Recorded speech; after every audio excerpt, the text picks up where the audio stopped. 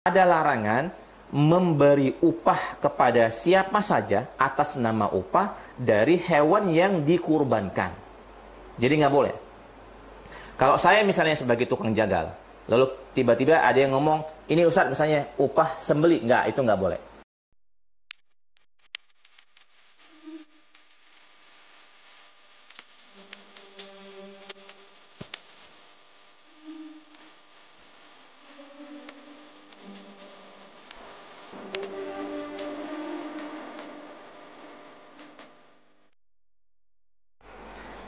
Bismillahirrahmanirrahim. Assalamualaikum warahmatullahi wabarakatuh. Alhamdulillahi rabbil alamin. Wassalatu wassalamu ala ashrafil anbiya'i wal mursalin sayyidina wa habibina wa syafi'ina wa maulana Muhammadin sayyidil mursalin wa ala alihi wa sahbihi ajma'in. Apa kabar seluruh pemirsa TPRU dimanapun Anda semua berada? Pada tausiah kali ini, mumpung sebentar lagi kita akan hadir pada bulan Zulhijjah, maka obrolan kita pada tausiah kali ini akan membahas seputar ibadah kurban, khususnya bagi kita yang pada tahun ini belum berkesempatan untuk menunaikan ibadah haji. Dan tentu saja para pemirsa semua, kita berharap bahwa pada suatu waktu kita juga ditakdirkan oleh Allah Subhanahu wa taala untuk bisa menjalankan ibadah haji di Mekah Al-Mukarramah. Para pemirsa TPRU, sekurang-kurangnya ada 10 hal yang ingin saya sampaikan. Ini 5 tambah 5 ya. Ada 10 hal yang ingin saya sampaikan di kesempatan tausiah ini seputar fikih kurban. Yang pertama, secara hukum, kurban ini hukumnya sunnah muakkadah. Kecuali kalau seandainya pemirsa TPRU meniatkannya atau menazarkannya dengan cara bersumpah misalnya atas nama Allah Subhanahu wa taala. Nanti misalnya contohnya kalau saya atau kalau anak saya misalnya lulus dari RU, maka saya akan berkurban tahun ini misalnya ya. Nah, dalam kasus seperti ini maka kurban yang aslinya sunnah muakkadah dia berubah menjadi sebuah kewajiban yang harus ditunaikan, dan kalau tidak ditunaikan dia akan berdosa. Nah, para pemirsa TPRU, sunnah muakkadah ini di dalam mazhab Syafi'i dia penjelasannya lebih detail lagi. Ada yang disebut dengan sunnah ain dan ada yang disebut dengan sunnah kifayah. Sunnah ain maksudnya adalah ibadah kurban ini kesunnahan bagi masing-masing individu. Misalnya saya dalam satu rumah tangga, saya suami, ada istri, ada anak. Maka masing-masing kita 3 orang ini punya kesunahan ain untuk melakukan ibadah kurban. Saya punya kesunahan, istri saya punya kesunahan, dan anak juga punya kesunahan. Kalau memang seandainya kita mampu untuk berkurban, masing-masing atas nama kita sendiri, maka itu tentu lebih bagus. Akan tetapi para pemirsa semua, jika seandainya kita kebetulan bukan termasuk orang yang sangat berada ya, maka kita bisa menjadi atau bisa memilih opsi yang kedua untuk mengamalkan sunnah kifayah, di mana dalam satu rumah kalau bisa ada satu yang menjadi wakil untuk dia yang berkurban. Kata Rasulullah SAW, ala kulli ahli baitin fi kulli amin udhiyah. Untuk setiap rumah seharusnya ada satu yang mewakili untuk berkurban pada tahun itu. Nah, para pemirsa semua, kita masih berbicara tentang sunnah muakkadah, terutama sekali jika seandainya bagi pemirsa semua yang punya harta lebih dan kelebihan harta itu sudah masuk dalam hitungan nisab zakat mal. Kalau sekarang ini misalnya nisab zakat mal kita ambil dengan ukuran standar emas, kepemilikan 85 gram emas itu sudah sampai nisab zakat emas. Maka kalau seandainya bagi pemirsa semua yang sekarang ini misalnya ya di tabungannya, di ATM-nya sekarang ini ya, lebih dari 85 juta rupiah, dengan asumsi 1 gram sekarang ini adalah 1 juta rupiah, maka antumlah sebenarnya yang dipanggil dalam nomor urut pertama untuk melaksanakan ibadah kurban. Maka pulang dari sini coba cek lagi ATM-nya, cek lagi dompetnya. Kalau seandainya lebih dari 85 juta rupiah, sebenarnya ayat fasalli li rabbika wanhar itu pertama sekali untuk antum yang punya duit melebihi dari nisab zakat mal. Poin nomor 2, adapun hewan kurban yang layak dan boleh untuk dijadikan sebagai hewan yang dikurbankan, dia harus masuk dalam kategori bahimatul an'am. Sesuai dengan yang Allah Subhanahu wa taala singgung di dalam surat Al-Hajj. Dan bahimatul an'am ini satu di antara 4. Kambing, sapi atau kerbau, dan yang terakhir adalah unta. Dan tentu saja keempat hal ini dia harus memenuhi kriteria syarat-syarat supaya dia sah dikurbankan, supaya dia sah dijadikan sebagai hewan kurban. Di antara syaratnya adalah yang pertama dia harus cukup umur. Kata Rasulullah SAW, la tazbahu illa musinnah. Janganlah kalian semua menyembelih hewan kurban kecuali dia musinnah. Nah, musinnah ini kalau dia unta umur 5 tahun, masuk ke 6. Kalau dia sapi dan kerbau umur 2 tahun, masuk ke 3. Dan kalau dia kambing biri-biri ya, yang bulunya tebal, itu 1 tahun, masuk ke 2. Tapi kalau dia kambing Jawa, al-ma'iz, sebagian dari kutub Syafi'iyah menyebutkan dia umurnya harus 2 tahun, masuk ke 3. Nah, ini dari syarat kriteria umur. Berikutnya, syarat fisiknya, dia harus selamat dari cacat besar dan dia juga harus selamat dari penyakit yang besar. Di antaranya misalnya, jangan memilih hewan yang buta. Jangan juga memilih hewan yang pincang. Jangan juga memilih hewan yang misalnya karena sebab penyakit akhirnya dia fisiknya badannya kurus. Di dalam mazhab Syafi'i juga jangan memilih hewan yang buntutnya putus. Juga di dalam mazhab Syafi'i jangan memilih hewan yang telinganya terputus. Kalau sekedar lecet-lecet bisa. Tapi kalau dia sekedar tanduk, kalau seandainya hewannya patah tanduk, maka ketentuannya dia tetap sah, diperkenankan untuk disembeli atas nama hewan kurban. Nah, maka para pemirsa TPRU dimanapun Anda semua berada, dalam pemilihan hewan kurban ini kiranya memang harus berhati-hati. Karena apalagi kalau faktor umur ya, sebagian dari masyarakat kita ngomong yang penting giginya lepas katanya kan. Sebenarnya kata sebagian para peternak kambing, masalah gigi lepas atau tidak gigi lepas itu bisa dibuat-buat. Jadi kadang juga belum pada waktunya giginya lepas, itu dipaksa lepas untuk dijual di pasar. Nah, yang seperti ini harus berhati-hati. Poin nomor 3, ini seputar 1 kambing untuk 1 orang dan 1 sapi atau kerbau boleh untuk 7 orang. Nah, tentu saja pernyataan seperti ini sudah sering kita dengar. Kata sahabat Nabi yang bernama Jabir bin Abdullah, naharna ma'a Rasulillah sallallahu alaihi wasallam amal Hudaybiyah al-badanata an sab'atin wal baqarata an sab'atin.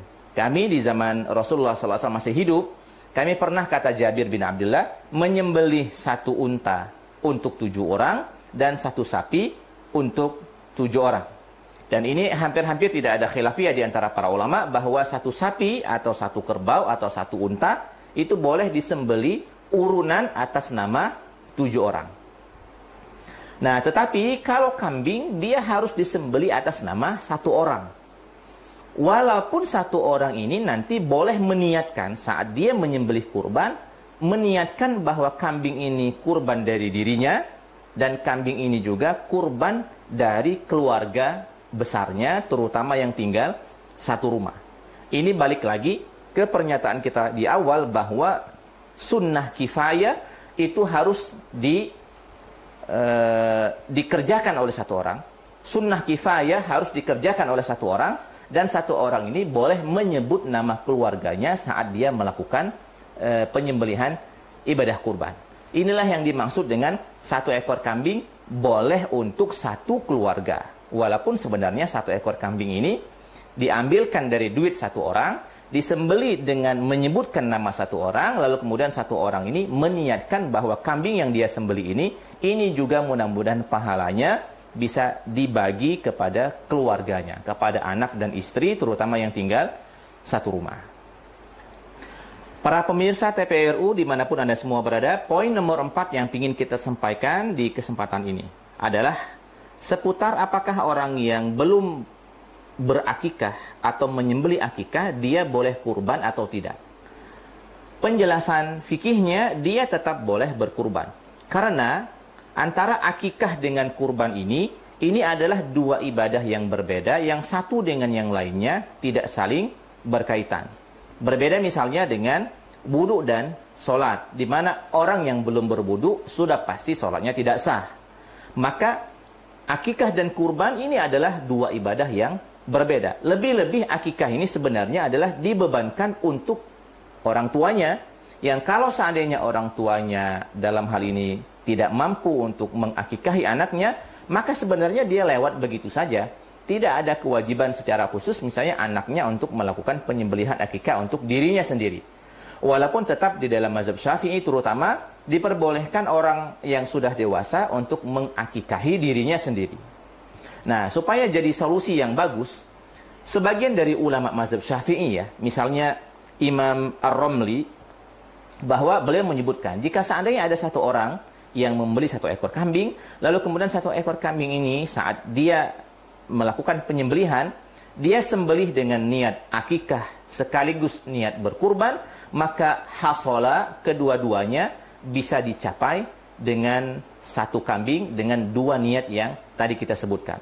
Nah, ini bisa menjadi pilihan kita dalam fatwa bahwa orang yang akikahnya belum, lalu kemudian dia juga kepingin berkurban, bisa dengan cara menyembelih satu ekor kambing dengan meniatkan akikah sekaligus kurban. Nah, pemirsa semua, berikutnya, adapun orang yang sudah meninggal dunia, apakah boleh kita menyembelih hewan kurban untuk mereka yang sudah meninggal dunia? Penjelasan sederhananya begini, jika seandainya orang yang sudah meninggal dunia ini mewasiatkan sebelum dia meninggal dunia, misalnya dia ngomong terang-terangan kepada anak-anaknya bahwa nanti kalau saya sudah meninggal dunia, tolong sembelihkan kurban untuk saya misalnya. Nah, kalau memang kita mendengar janji, wasiat, pesan model seperti ini, maka sebisa mungkin harus dilakukan penyembelihan atas nama almarhum dan almarhumah. Tetapi kalau seandainya kosong dari semua itu, apakah kita boleh misalnya ujuk-ujuk menyembelih hewan kurban atas nama almarhum dan almarhumah? Dalam hal ini memang ada khilafiyah di antara para ulama, tetapi sebagian dari ulama mazhab Syafi'i misalnya yang disebutkan oleh Imam An-Nawawi, bahwa sebagian dari ulama mazhab Syafi'i sendiri ada yang tetap membolehkan atas dasar antara kurban dengan sedekah ini punya kemiripan, sehingga akhirnya jika seandainya sedekah atas nama almarhum diperbolehkan, maka sudah barang tentu kurban juga diperbolehkan untuk mereka yang sudah almarhum dan almarhumah. Tetapi kalau seandainya memang tidak ada wasiat dari almarhum dan almarhumah, maka dahulukan kita yang masih hidup ini terlebih dahulu. Kalau sudah, barulah mungkin boleh berkurban untuk almarhum dan almarhumah. Para pemirsa TPRU dimanapun Anda semua berada, sekarang nomor 5 yang pengen kita sampaikan. Jika nanti para pemirsa semua sudah masuk di tanggal 1 Zulhijjah, maka siapa saja yang sudah punya niat untuk berkurban, kondisikan dirinya untuk tidak memotong rambutnya dulu, rambut dia yang berkurban ya, kukunya, lalu kemudian segala hal yang ada di bagian anggota badannya. Orang-orang yang ingin melakukan kurban di bulan Zulhijjah nanti ada kemiripan ya, walaupun tidak banyak, dengan mereka yang sedang berihram untuk melaksanakan haji. Kata Rasulullah SAW, "Idza dakhala al-ashru", jika sudah masuk 10 awal Zulhijjah, fa arada ahadukum an yudhhiya, dan di antara kalian ada yang pengen berkurban, fala yamussa min sya'rihi wa basyarihi syai'a. Janganlah dia mengambil bagian apapun dari badannya, rambutnya, kukunya, dan seterusnya. Nah, para pemirsa semua, ini hukumnya sunnah. Dia tidak wajib. Tetapi walaupun sunnah, usahakan ini dijaga dan usahakan ini dipakai. Supaya kita punya kesempurnaan dalam menjalankan ibadah kurban di tahun ini. Kenapa misalnya Ustaz, kenapa tidak boleh potong rambut, potong kuku? Dua alasannya. Yang pertama, tadi sudah saya sampaikan, dia mirip dengan orang yang sedang berihram. Tapi kemiripannya cuma pada poin ini. Tidak boleh potong kuku, tidak boleh potong rambut. Masalah misalnya deketan sama suami sama istri, itu masih diperkenankan. Yang berikutnya, kenapa jangan dulu potong rambut, jangan dulu potong kuku? Supaya Allah Subhanahu wa Ta'ala mengampuni seluruh dosa dia yang berkurban dari ujung rambut sampai ujung kuku sebelum akhirnya bagian anggota badannya itu terlepas dari dirinya. Ini bagian dari hikmah kenapa akhirnya ada ketentuan dan ada kesunahan bagi dia yang ingin berkurban. Nah, para pemirsa semua, berikutnya adalah nomor 6. Bagi kita yang pengen melaksanakan penyembelihan hewan kurban, kita juga harus bisa memastikan waktu penyembelihan. Waktu penyembelihan hewan kurban ini dimulai tanggal 10 Zulhijjah, 11, 12, dan 13. Berarti ada 4 hari. Memang ada keutamaan tersendiri melakukan penyembelihan di tanggal 10 Zulhijjah. Tetapi jika seandainya tidak memungkinkan, jangan terlalu memaksakan untuk dilakukan penyembelihan di tanggal 10. Apalagi kalau seandainya penyembelihannya banyak. Maka opsionalnya tanggal 11 boleh tetap dilakukan, tanggal 12 boleh, tanggal 13 juga boleh dilakukan. Dan juga perlu diingat, usahakan penyembelihan tanggal 10 ini dilakukan setelah pelaksanaan ibadah salat Idul Adha. Kata Allah Subhanahu wa Ta'ala, "Inna a'tainakal kautsar fasholli li rabbika wanhar." Jadi salat dulu, baru kemudian setelah salat melakukan penyembelihan hewan kurban. Tentu saja salat yang dimaksud adalah salat di tempat di mana hewan kurban itu ingin disembeli. Jadi kalau seandainya misalnya hewan tersebut dititipkan di Rawdatul Ulum misalnya ya, maka standar waktunya adalah selesai dari sholat Idul Adha di Rawdatul Ulum, dilakukan penyembelihan hewan kurban di sini, walaupun mungkin misalnya di Palembang belum selesai sholat Idul Adha. Ini poin nomor 6. Dan masih di poin nomor 6, perhatikan sunnah-sunnah berikut ini bagi mereka yang mengeksekusi hewan kurban di lapangan. Yang pertama, usahakan yang menyembelihnya itu adalah muslim. Walaupun sebenarnya muslimah boleh melakukan penyembelihan hewan kurban, tetapi tetap lebih utama laki-laki muslim. Nomor 2, sunnahnya dihadapkan ke kiblat. Jadi dicari dulu arah kiblat. Walaupun mungkin tidak terlalu presisi, tetapi usahakan menghadap ke kiblat. Nomor 3, sunnah mengucapkan bismillah. Jadi di dalam mazhab Syafi'i sebenarnya penyembelihan hewan kurban dan penyembelihan hewan-hewan yang lain itu sunnah mengucapkan bismillah. Boleh ditambah dengan Allahu Akbar. Bismillahi Allahu Akbar. Sebagian dari kutub Syafi'iyah boleh juga menambahkannya dengan bersalawat. Bismillahi Allahu Akbar. Allahumma sholli ala sayyidina Muhammad. Barulah setelah itu, setelah mengucapkan bismillah, sunnahnya adalah saat dilakukan penyembelihan disebut nama dia yang berkurban dalam doa. Misalnya sekurang-kurangnya Allahumma taqabbal min fulanin ibn fulanin. Ya Allah, mohon diterima ini kurban dari fulan bin fulan.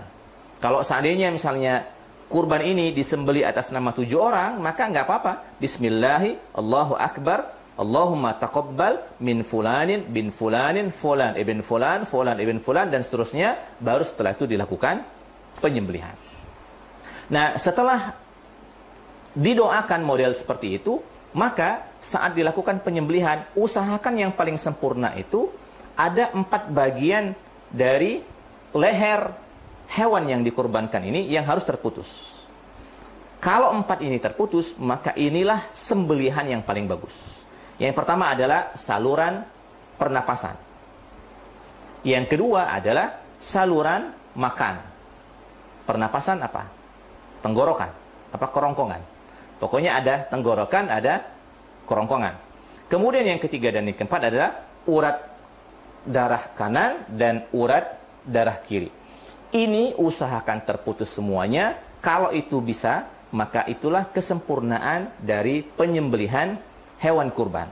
Setelah itu, baru kemudian kita tunggu hewan kurbannya sampai akhirnya dia benar-benar mati. Dan setelah itu baru dilakukan pemotongan daging, pemisahan antara daging dengan tulangnya. Para pemirsa TPRU dimanapun Anda semua berada, sekarang poin nomor 7 yang ingin kita sampaikan terkait dengan keperuntukan daging hewan kurban yang sudah kita sembelih.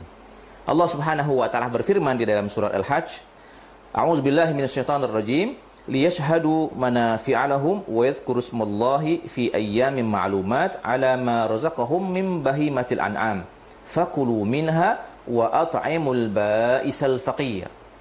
Dan dalil-dalil yang semisalnya baik dari ayat Al-Qur'an maupun dari hadis Rasul sallallahu alaihi wasallam. Kesimpulannya, misalnya Imam Al-Mawardi misalnya ya menyebutkan bahwa kesimpulannya daging hewan kurban itu boleh dimakan. Yajuz fi al-akli, boleh dimakan. Yang kedua, boleh juga dihadiahkan untuk orang-orang yang sebenarnya dia sudah sering makan daging ya. Misalnya terutama untuk orang-orang kaya misalnya boleh. Untuk para pejabat ini boleh. Dalam hal ini ya, memberi daging kepada para pejabat, kepada para agniya, orang-orang kaya atas nama hadiah. Yang ketiga baru atas nama sedekah kepada fakir dan miskin. Nah, yang pertama dimakan dan disimpan juga boleh. Yang kedua dihadiahkan dan yang ketiga adalah disedekahkan. Nah, tentu saja tiga ini tidak harus dibagi rata. Jadi bukan berarti misalnya sepertiga dimakan, sepertiga dihadiahkan, sepertiga disedekahkan, enggak. Ini persentasenya boleh berbeda. Cuma diharapkan yang paling banyak itu adalah persentase untuk fakir miskinnya. Yang berkurban boleh ambil, boleh makan, tapi ala kadarnya. Jangan juga misalnya memilih, kami menitipkan misalnya kurban di RU, tapi kami kepengen minta 2 pahanya misalnya ya. Ini terlalu banyak. Boleh misalnya ambil seadanya saja, walaupun juga tidak harus dimakan di waktu itu, boleh juga disimpan untuk beberapa hari yang akan datang. Kemudian baru seterusnya adalah dibagikan atas nama hadiah dan juga dibagikan kepada fakir dan miskin. Dan kita tahu fakir dan miskin ini kategorinya sebenarnya adalah orang-orang yang sangat jarang mengkonsumsi makan daging. Bahkan sebagian dari mereka makan daging itu kalau ada undangan sedekahan. Kalau tidak ada berarti mereka nggak pernah makan daging. Yang seperti ini sangat senang sekali bagi mereka menerima daging kurban. Berikutnya nomor 8. Terkait dengan kulit hewan yang kita kurbankan. Memang sebagian di daerah yang kita temui ada orang yang kesulitan untuk mencari siapa yang mau mengambil jatah kulit ini. Sehingga akhirnya karena kesulitan tidak ada orang yang mau mengambilnya, ide dari sebagian panitia ini misalnya menjualkan kulit ini, lalu kemudian hasil penjualannya misalnya dipakai untuk konsumsi makan dan minum misalnya ya. Nah, maka praktek yang seperti ini sebenarnya ini perlu diluruskan karena Rasulullah SAW mengatakan man ba'a jilda udhiyatihi fala udhiyata lahu. Siapa yang menjual kulit dari hewan yang dia kurbankan, maka sesungguhnya tidak ada kurban baginya.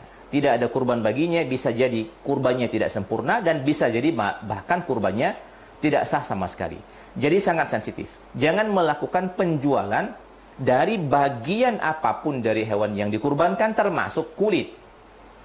Jadi kalau seandainya memang tidak ada masyarakat warga setempat yang mau menerima kulit, maka ngomong saja misalnya dengan dia yang berkurban. Ini nggak ada yang mau menerima, jadi seterusnya gimana?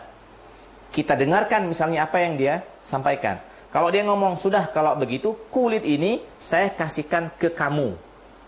Walaupun kita misalnya sebagai panitia juga, tapi karena kita sudah dapat pemberian dari dia yang berkurban, maka sekarang kulit ini sudah untuk kita. Nah, kalau kulit ini sudah diberikan oleh tuannya kepada kita, maka barulah kita misalnya boleh menjualkannya atas dasar ini sudah menjadi milik kita. Milik kita dari sisi pemberian dari dia yang berkurban. Usahakan semaksimal mungkin jangan pernah terjadi model penjualan seperti ini. Nomor 9. Terkait upah panitia yang mengelola kurban kita, juga upah dari tukang jagal. Bagaimana konsepnya? Dulu misalnya sahabat Nabi yang bernama Ali bin Abi Thalib radhiyallahu anhu pernah bercerita, "Amaroni Rasulullah sallallahu alaihi wasallam an aquma ala budnihi." Saya dulu, kata Ali bin Abi Thalib, pernah diamanahkan oleh Rasul sallallahu alaihi wasallam untuk mengurus kurbannya. Wa an atasaddaqa bilahmiha. Dan saya diminta untuk menyedekahkan semua dagingnya, wajurudiha, dan kulit-kulitnya juga sama. Wa alla u'tiyal jazzaru minha, dan saya dilarang untuk memberikan tukang jagal, memberi upah tukang jagal dari hewan yang saya sembelih, dari hewan yang saya kurbankan itu. Nah, dari sini para pemirsa TVRU dimanapun Anda semua berada, ada larangan memberi upah kepada siapa saja atas nama upah dari hewan yang dikurbankan. Jadi nggak boleh. Kalau saya misalnya sebagai tukang jagal, lalu tiba-tiba ada yang ngomong, ini Ustaz misalnya upah sembelih, itu nggak boleh. Tidak boleh ada akad upah dalam hal ini. Kalau seandainya mau ada akad upah, maka harus diambilkan dari duit yang lain. Jangan diambilkan dari hewan ini. Dia harus keluar kocek lagi. Kasih misalnya tukang jagal 100.000, ini Ustaz ucapan terima kasih. Itu boleh. Dan ini misalnya pemberian kami berupa daging, ini boleh.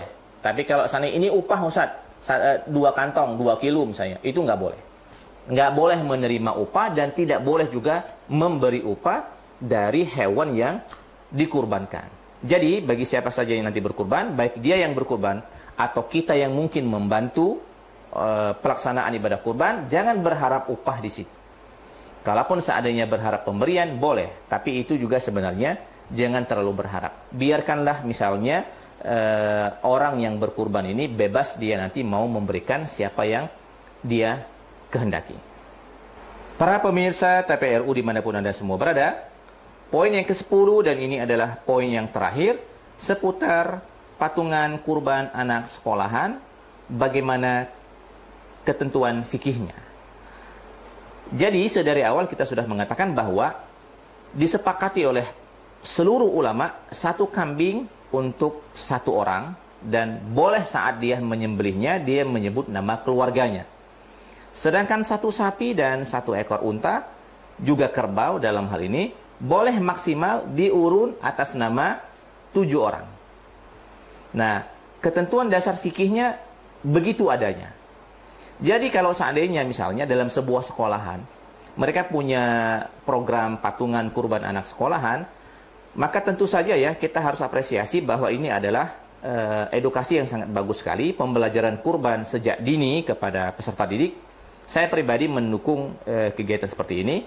Tetapi setelah kemudian terkumpul uangnya misalnya ya, lalu kemudian dibelikan kambing, dibelikan sapi, ini juga bagus. Tetapi sebelum dilakukan penyembelihan, bolehlah misalnya dilakukan semacam akad dengan model begini. Misalnya kepala sekolahnya nanti ngomong kepada siswanya bahwa alhamdulillah ini sudah dapat kambing sekian ekor, dapat sapi sekian ekor. Kira-kira misalnya dari para siswa ini, kalian semua ikhlas atau tidak kalau seandainya sapi atau kambing ini kita sembeli atas nama dewan guru kita yang sudah kita cantumkan namanya di kertas ini misalnya.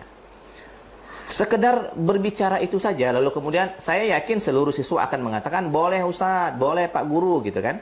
Nah setelah itu baru kemudian poin nomor 3, kambing atau sapi ini nanti disembeli atas nama dewan guru yang tadi sudah kita sebutkan. Dengan demikian insya Allah siswanya akan dapat pahala kurban, wali siswanya juga akan dapat pahala kurban, kemudian dewan gurunya juga akan dapat pahala kurban, dan semua yang terlibat dalam kepanitiaan ini juga akan mendapat pahala ibadah kurban, ya dibagi insya Allah ya di sisi Allah Subhanahu wa Ta'ala. Tetapi kalau seandainya mekanisme yang tadi kita sebutkan belum dilakukan atau bahkan tidak dilakukan, maka secara zahir fikihnya ini tetap bagus, tetapi pahalanya dihitung sebagai pahala sedekah biasa yang kebetulan disembelih di bulan Zulhijjah. Nah, para pemirsa semua, dimanapun ada semua berada, demikian tausiah singkat kita menjelang pelaksanaan Idul Kurban. Mudah-mudahan ada manfaatnya, dan tentu saja kami yang di pesantren Darul Ulum Salatiga dalam hal ini menerima titipan amanah jika seandainya ada dari sebagian pemirsa yang ingin sapi kurbannya atau kambing kurbannya disembelih di Rodotul Ulum, dan pastinya juga akan dikonsumsi, dibagikan kepada santri-santri yang nanti insya Allah memakannya, juga kepada masyarakat yang ada di sekitar Rodotul Ulum Salatiga. Atas nama pribadi Sayyid Mahathir, saya mengucapkan taqabbalallahu minna minkum pada waktunya nanti ya, dan saya mohon maaf kalau ada hal-hal yang kurang berkenan, dan saya juga bersedia untuk misalnya diingatkan jika seandainya ada hal-hal yang salah dalam penyampaian saya tadi. Mudah-mudahan kita dipertemukan oleh Allah Subhanahu wa Ta'ala pada momen Idul Kurban dengan ibadah maksimal yang bisa kita lakukan di bulan Zulhijjah ini. Taqabbalallahu minna wa minkum. Wassalamualaikum warahmatullahi wabarakatuh.